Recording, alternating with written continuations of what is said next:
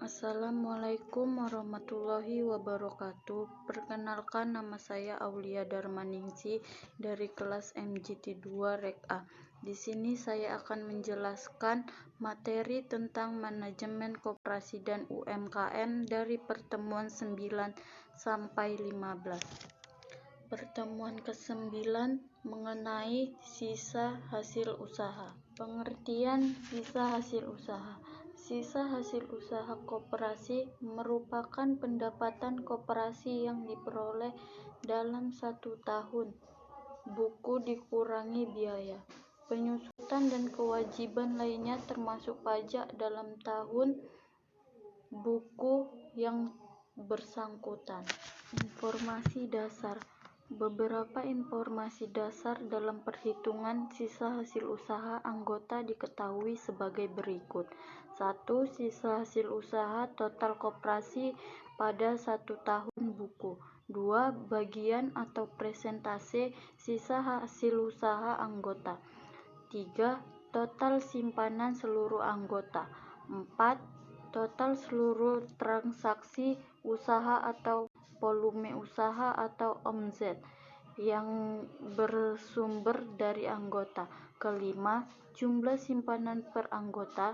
Keenam, omzet atau volume usaha per anggota. Ketujuh, bagian atau persentase sisa hasil usaha untuk simpanan anggota. Kedelapan, bagian atau persentase sisa hasil usaha untuk transaksi usaha. Pertemuan ke-10 tentang manajemen sumber daya manusia. Manajemen sumber daya manusia adalah penarikan, seleksi, pengembangan, penggunaan, dan pemeliharaan sumber daya manusia oleh suatu organisasi. Anggota koperasi. Anggota koperasi minimum harus 20 orang. Latar belakang anggota biasanya tidak sama, baik pendidikan, sosial ekonomi, kepercayaan atau agama, maupun tanggung jawab keluarga. Karyawan koperasi.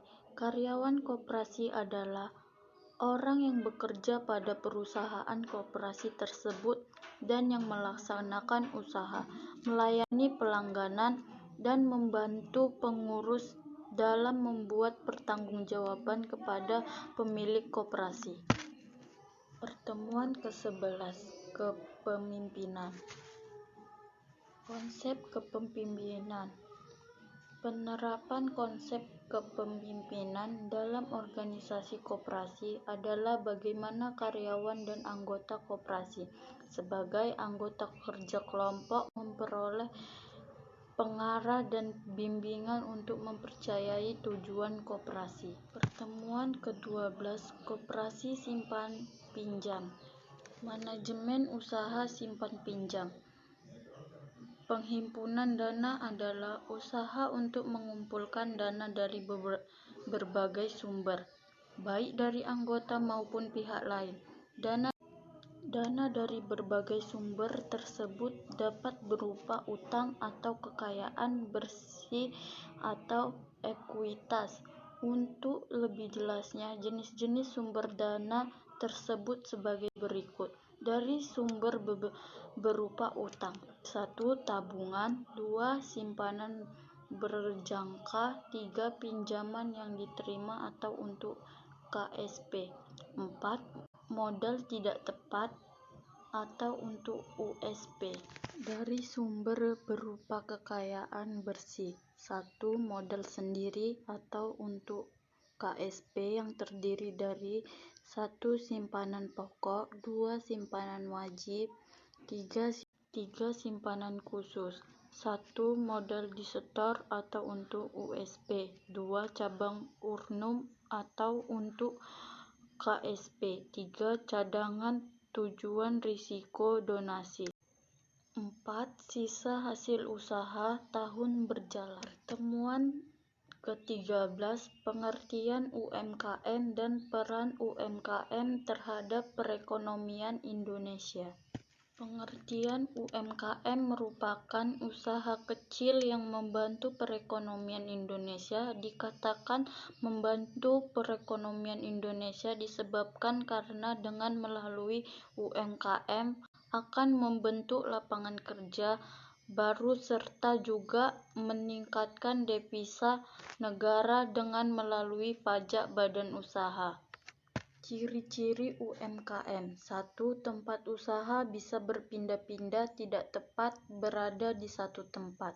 2. Jenis barang yang dijual bisa berubah sewaktu-waktu, belum ada SOP ketat yang mengatur hal ini. 3. Administrasi keuangan sederhana, terkadang keuangan pribadi dan keuangan perusahaan masih disatukan.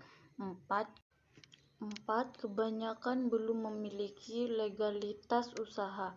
5. Belum ada sistem ketat dan sistematis yang mengatur masalah sumber daya manusia di dalam badan usaha.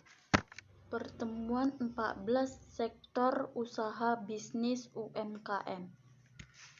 Rantai nilai bisnis industri pengolahan. Rantai nilai bisnis sektor industri pengolahan dimulai dari adanya input supply yang diproses menjadi produksi bahan baku setelah jadi, lalu finish serta diperdagangkan dalam distribusi hasil yang pada akhirnya untuk industri konsumsi. Input supply berupa bahan baku, bahan pendukung, dan bahan packing yang diperoleh dari pemasok atau supplier, baik diperoleh langsung dari pemasok maupun melalui saluran distribusi. Kemudian masuk ke proses produksi, mulai dari produksi setengah jadi, barang jadi, dan pengemasan. Setelah itu mulai dipasarkan baik secara langsung maupun melalui saluran pemasaran kepada pembeli. Itulah yang saya dapatkan dari pertemuan 9 sampai 15. Mudah-mudahan apa yang saya sampaikan dapat diterima. Saya akhiri. Assalamualaikum warahmatullahi wabarakatuh. Terima kasih.